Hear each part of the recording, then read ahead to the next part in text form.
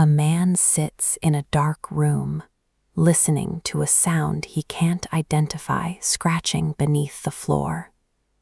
Before the source ever appears, the story has already established a baseline of terror. To understand why this setup is so effective, we have to look at how the narrative systematically removes every layer of safety. This begins with the vacuum of isolation.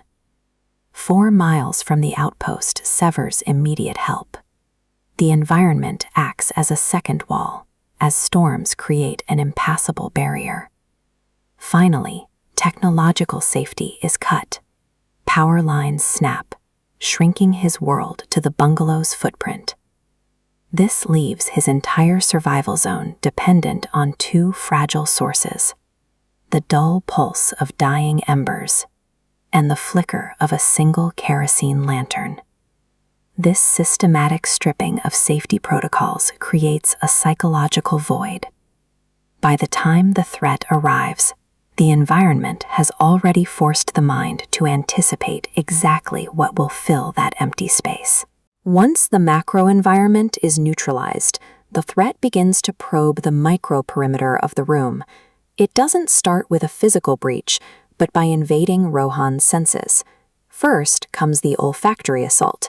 The smell of rotting river silt and sulfur leaks through the gap under the door, tainting the air of the safe zone before the door even opens. This escalates into the auditory space.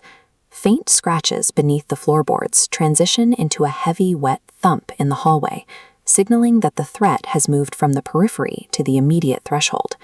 Visually, the terror manifests as a dense shadow that settles outside the door, systematically blocking out the sliver of light leaking into the room.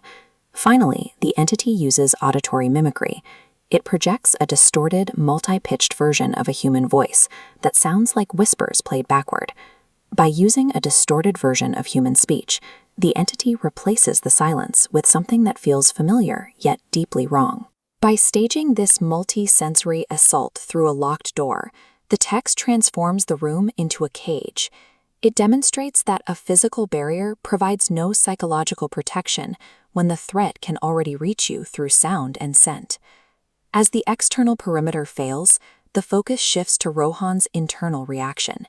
His own body becomes the final failing defense in the sequence of escalation. He experiences a musculoskeletal freeze. His joints pop and his breath seizes. This is sympathetic nervous system overload, where the body's response to extreme terror effectively shuts down its ability to move.